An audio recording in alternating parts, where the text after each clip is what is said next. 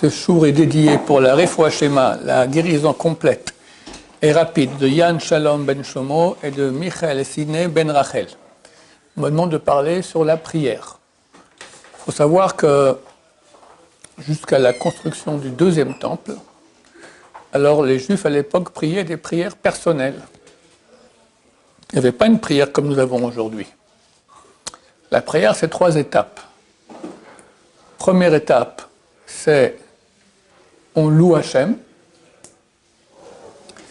Après, on demande. Et après, on remercie. Au début du deuxième temple, les sages d'Israël ont institué une prière qui serait pour tous les Juifs. Les 3 premières bénédictions, ce sont des bénédictions où on loue Hachem. Après, il y a 13 bénédictions qui sont des demandes. Et après, il y a 3 bénédictions de remerciement à Hachem. Ces 3 choses-là. De la Torah, si tu dis à Hachem, Hachem, on loue, tu es grand. 2, aide-moi. 3, merci beaucoup. J'ai fait les 3 étapes qui sont louer Dieu, demander et remercier. J'ai fait une prière qui est de la Torah. Oui. Est-ce que c'est comme ça qu'il faut prier de manière après exaucer? C'est comme ça qu'il faut prier, et c'est comme ça que la prière a été préparée par les sages d'Israël de l'époque du premier temple, du deuxième temple. Ils ont dit de faire la prière comme ça. 3 prières de louer Dieu, après 13 de demande, et ensuite 3 de remerciement. Comme ça, de manière à ce que nous soyons exaucés. C'est comme ça que la prière, c'est le meilleur moyen pour que la prière soit exaucée. Maintenant, si on peut faire toute la Hamida en pensant ce qu'on dit, c'est fantastique. Mais bon, c'est rare qu'on puisse faire ainsi. Il faut au moins faire la première bracha de la Hamida, la faire avec Havana, penser ce qu'on dit. Et la vérité, c'est que même pas toute la bracha. Alors, Robinson Bachou, il écrit que même si on a fait le début et la fin, ça va. Donc, pensez au moins les premiers mots. Baruch ata Hashem Elokeinu ve'Elokei avotenu. Et après, Baruch ata Hashem Magen Avraham. Si tu as pensé ça, tu es rendu quitte. Et je vous dis d'expérience que le Sarah, il se bat. Moi, des fois, j'arrive à faire toute la prière avec Havana, sauf quand je dis Baruch ata Hashem Magen Avraham, je pense à autre chose. Et c'est cuit. Et c'est cuit. Donc, faire attention au moins de faire le début et la fin de la première bracha, pensez ce qu'on dit. Maintenant, ça vaut la peine de comprendre que ce qu'on dit. Quelqu'un qui ne sait pas, il ne comprend pas ce qu'il dit, il y a un problème. Au moins la première bracha, il faut comprendre les premiers mots et derniers mots de la bracha. Si quelqu'un ne comprend pas, qu'il fasse Hamida en français. Ou si l'anglais en anglais, ou en allemand, ou en chinois, peu importe. D'accord? Le mieux, c'est faire en hébreu, parce que les mots en hébreu, ils ont un impact beaucoup plus grand, d'après la Kabbalah, d'après la mystique juive. Mais comme je dis, il faut comprendre au moins ce qu'on dit. Et au moins la première bracha de la Hamida. Attends, il y a 2 façons de le faire. Ou bien, on la lit extrêmement vite, parce que si on fait lentement, notre pensée part et on se déconcentre. Alors, on s'arrête avant chaque bracha, il y a 19 brachot, on s'arrête, on réfléchit le sujet et on le lit super rapide. Il y a même qui le disent sans reprendre le souffle. C'est un moyen de faire. Chaque bracha, tu t'arrêtes, tu réfléchis qu'est-ce que tu vas dire, et tu le dis à fond, sans respirer. Ça, c'est un moyen. Deuxième moyen, c'est au contraire de le faire très lent. Pensez chaque fois qu'on dit quelque chose, et si on voit qu'on n'a pas pensé parce qu'on pensait est parti autre part, alors redire. Mais on ne peut pas redire une bracha. S'il y a des Baruch ata Hashem, je ne sais pas moi, Mechaya Metim, tu as pensé que tu n'as pas pensé ce que tu disais, tu ne peux pas répéter. Les mots Baruch ata Hashem, Mechaya Metim, ça on ne peut pas. Mais tout le reste, on peut, avant et après. Est-ce qu'on peut dire par Baruch ata Hashem à quel Akadosh? Je n'ai pas compris. Est-ce qu'on peut revenir une fois qu'on dit à quel Akadosh? Non, quelqu'un maintenant, il a dit Baruch ata Hashem. Il doit finir la bracha, et il a fini. Maintenant, il s'avère qu'il n'a pas eu la pensée nécessaire, alors il ne peut pas refaire la bracha. Il ne peut pas. La vérité, c'est que s'il a dit Baruch ata Hashem Magen Avraham sans penser, normalement, il doit refaire la bracha depuis le début. Mais ça, même aussi ça, les sages d'Israël ont dit non, tu ne peux pas répéter la Hamida. Terminé. Ce que tu fais, c'est que tu peux finir toute la Hamida et après refaire la Hamida en posant une condition. Si j'étais rendu quitte, alors la prière que je fais maintenant, c'est une prière d'offrande, pas obligatoire. Si je n'ai pas été rendu quitte, que la prière que je fasse maintenant, je suis rendu quitte par cette bracha. Il y a une chita qui dit que si on a vu la kavana pour le bracha de Avot, on peut avoir la kavana pour Modim. C'est insuffisant. C'est certain que c'est bien d'avoir la bracha, la kavana dans Modim, mais l'essentiel, c'est la première bracha. Et comme je dis, même pas toute la première bracha, le début et la fin. C'est ça qui est super important. C'est possible. Mais le Seraï se bat pour qu'on ne soit pas rendu quitte. Il faut savoir ça. Donc la deuxième façon, c'est de faire très lentement chaque mot, penser ce qu'on dit, et si on voit qu'on a dit sans penser, on répète. On peut répéter. Ou même on s'arrête, on réfléchit à tout ce qu'on voulait réfléchir. Maintenant, où est-ce que je pars en vacances? Qu'est-ce que je dois acheter? Qu'est-ce que j'en sais moi? Je réfléchis à tout ça sans rien dire. Et après, je reviens et je dis les mots de la Hamida, mais avec Kavana.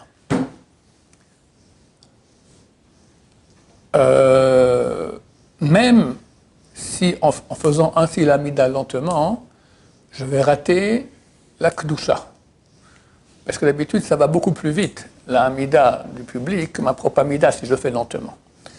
Alors, ce qu'on fait nous ici à la Yeshiva, c'est que le Shear Tzibour, il pense rendre quitte. Quand il dit la Kedusha, il pense rendre quitte tous ceux qui sont encore au milieu de leur Hamida.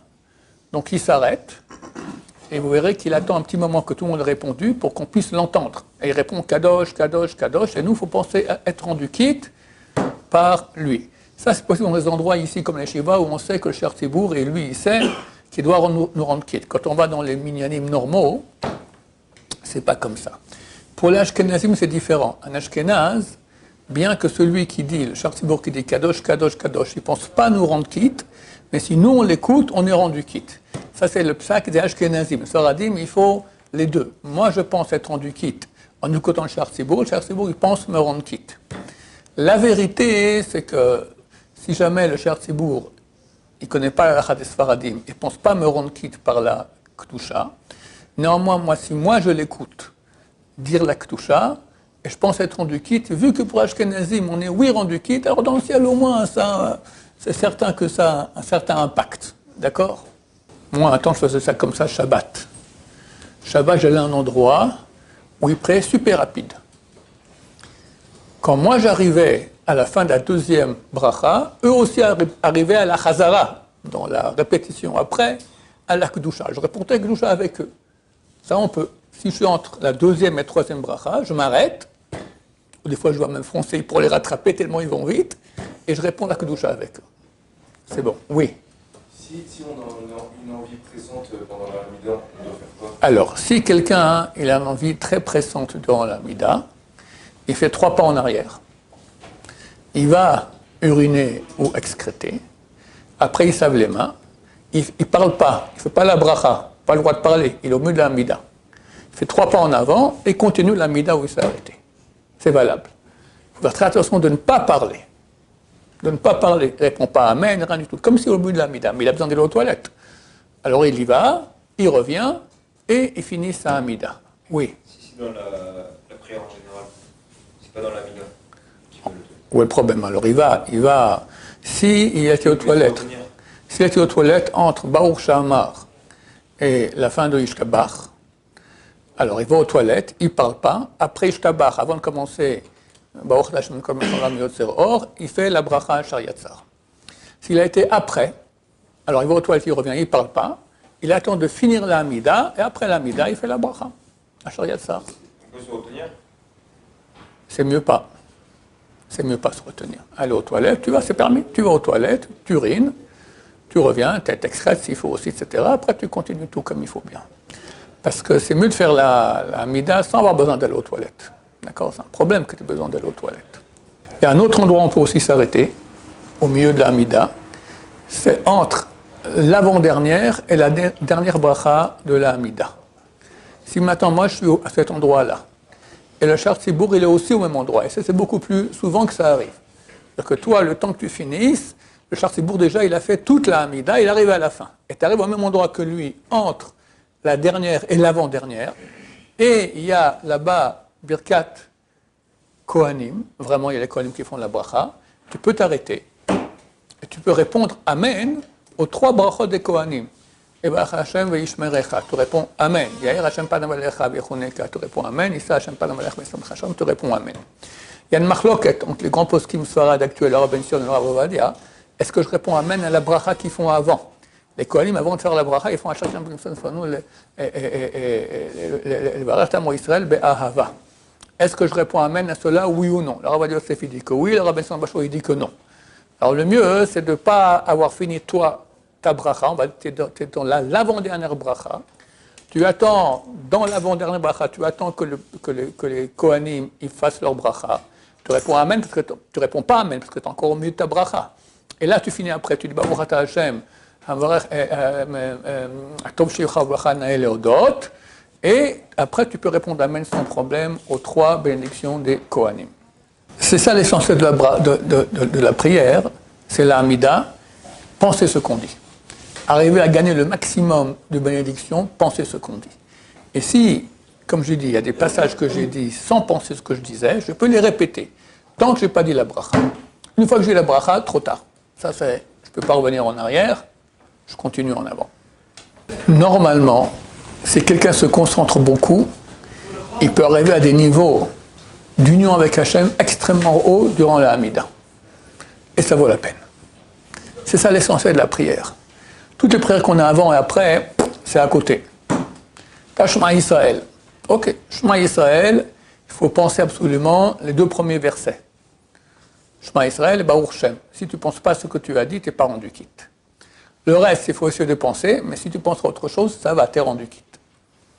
Et c'est donc Shema Israël. Après, tu as l'Amida, comme je dis, au moins la première bracha, début et fin, penser ce qu'on a dit, mais si on peut arriver à penser tout, c'est énorme. Celui qui arrive à faire toute une Amida en pensant chaque mot, ce qu'il a dit, c'est un degré extrêmement haut, et ça vaut la peine de faire sa propre Amida plus lente, ou plus rapide. J'ai dit qu'il y en a aussi qui font rapide, comme ça d'un coup, comme ça d'un coup. C'est 2 façons de faire, chacun doit voir dans quel cas, qu'est-ce qui lui correspond plus, et il fait sa Amida avec la Kavana. C'est un très très haut niveau de prière. Les prières personnelles. On peut rajouter dans la Hamida des prières personnelles. Le mieux, il y a 2 endroits. Ou dans Elokan et Sol Shonimera, après qu'on a fini la Hamida, ou il y en a qui font dans la bracha Baruch Ata Hashem Shomea Tefila. Au milieu de cette bracha, il y a un endroit qui est fait pour les demandes personnelles. On peut les faire là-bas. La vérité, on peut faire aussi pour les choses personnelles à d'autres endroits. Par exemple, tu veux maintenant prier pour la réfoua de quelqu'un. Tu peux rajouter cela dans la bracha de Raphaël ou Hachem Venerafé. Mais c'est bien de le faire que pour les gens qui sont proches de ma famille, là-bas. Le reste, dans Boré, dans Shomea Tfila ou à la fin de la Hamida. Et chaque fois qu'il y a un certain sujet qui est traité dans une bracha, on peut faire une bracha personnelle aussi là-bas. Par exemple, sur la tchouva. On peut là-bas insérer une prière sur la tchouva de personnes qu'on connaît. D'accord? Qu'est-ce que j'en sais, moi? Tu as un frère qui s'est éloigné de la Torah, tu veux maintenant prier pour lui. Tu peux, au milieu de la bracha sur la tchouva, rappeler son nom pour qu'il fasse tchouva. D'accord? C'est valable, toutes ces choses-là. Et dans la bracha de Shema Koleni, on peut demander ce qu'on veut. Shema Koleni, ce qu'on veut. Oui. Peut-être vous pouvez nous dire comment faire pour qu'une filote soit acceptée? Du moment que tu te concentres sur ce que tu as dit, la tfila elle est acceptée. Il faut savoir. Si tu penses ce que tu dis, déjà c'est accepté. Maintenant, accepté à combien? Ça veut dire que Dieu il accepte la tfila, mais ce n'est pas toujours qu'il va réaliser ce que tu as demandé. Il accepte et il va réaliser autrement. Hein? On va dire, quelqu'un par exemple, voilà, il n'a pas d'enfant. Et il prie Hachem d'avoir des enfants. Maintenant, lui, des fois, il y a des gens qui reviennent en Gilgoul sur terre, et ils ont déjà eu des enfants dans le Gilgoul passé, dans la réincarnation passée, et là, ils sont revenus, ils n'auront pas d'enfants. Le type, il prie 10 ans, 20 ans, 30 ans pour avoir des enfants, il n'aura pas d'enfants. C'est rare, ça ne marche pas d'habitude. Bon, mais il faut savoir que s'il prie avec intention, cette prière qu'il a, elle marche. Pourquoi? Pour autre chose. pour autre chose. Oui. J'ai des questions. Si maintenant on sait que Hachem, tout ce qu'il fait c'est pour le bien, ça sera quoi de prier Il peut faire pour le mieux. Hachem, il fait pour le bien. Sauf que là, par exemple, la personne qui n'a pas d'enfant, c'est quoi qu'elle prie, puisqu'il sait que Hachem... Ok, mais d'abord Dieu veut qu'il prie. Parce que sinon il t'aurait dit, ne prie pas. Or, il ne m'a rien dit. Il veut que je prie. Ensuite, il va utiliser les prières que j'ai faites pour avoir des enfants. Bien que dans le ciel, c'est décidé que je n'aurai pas d'enfants, il va utiliser pour autre chose de bien. C'est certain que c'est bien. Si je ne fais pas des demandes personnelles à Hachem, alors j'aurai ce que Dieu a voulu, mais je n'aurai pas plus. Si je demande plus, j'aurai plus. Ou des enfants si c'est des enfants, ou autre chose. C'est clair que c'est très important de rajouter des prières personnelles. Dieu, il veut cela. Et tu peux les ajouter dans l'Amida aussi. C'est la première question, ça. La deuxième? La deuxième, c'est sur les choses... Des fois, c'est pas un peu hypocrite de demander des choses à Hachem, si une personne est un peu rachat. Et le lendemain, elle arrive devant Hachem, elle pose des questions... Même quelqu'un qui a un rachat qui n'est pas bien, c'est pas hypocrite de demander à Hachem. D'abord, si la prière est faite avec une vraie intention, même pour un rachat, Dieu peut écouter la prière et la réaliser. Même pour un rachat. Donc ça vaut la peine. Ensuite, par le fait qu'Hachem va l'écouter, le verra ça, il arrêtera d'être rachat. Ça va aider aussi, d'accord? On n'est pas des grands tzadikim que Dieu, dès qu'on parle, il nous écoute et réalise. On n'est pas ça. On a des problèmes qu'on n'est pas 100%. Néanmoins, les prières qu'on fait ont un impact. C'est clair qu'elles ont un impact. Du moment que tu penses ce que tu dis. Si tu ne penses pas ce que tu dis, tu es à côté, alors la prière, elle ne vaut rien. Enfin, elle ne vaut pas grand-chose. Mais du moment que tu penses ce que tu dis, ça a un impact. Oui. Vous avez dit que la première bracha, la Hamida, si on n'a pas les pensées comme il faut sur ce qu'on dit, on n'est pas quitte. Ouais. C'est quoi les pensées à avoir dans la première bracha? Pensez ce qu'on dit. Baruch atah Hashem, béni sois-tu Hashem, Elokeinu ve'Elokei avotenu. Nos dieux et le Dieu de nos parents. Après là, ça suffit déjà. Puis on rajoute Elokei Abraham, Elokei Israël, Elokei Yaakov. À la fin, pensez Baruch atah Hashem, Magan Abraham, qui protège Abraham. Voilà, ça c'est l'essentiel. Si tu as eu ça, tu as fait l'essentiel de ta Hamida. C'est bien. C'est pour ça que très souvent, tu verras que des fois, il y en a qui font toute la Hamida avec pensée, mais ce passage-là, ils ne font pas. Parce que le Sahara ne veut pas qu'on fasse ce passage-là. Si tu as fait toute la Hamida, mais quand tu as dit Baruch atah Hashem Magan Avraham, tu as pensé à autre chose, tu n'es pas rendu quitte. Il n'y a rien à faire. Mais c'est dommage. Donc, bien se concentrer pour ne pas rater ces passages. Ce n'est pas énorme, d'accord? Le début de la Hamida et Baruch atah Hashem Magan Avraham. Bien penser cela, comme ça au moins tu es rendu quitte de l'essentiel de la Hamida. C'est bon, messieurs? Qu'Hachem nous aide, après avec beaucoup de kavana. Amen va amen. Kol Tuv.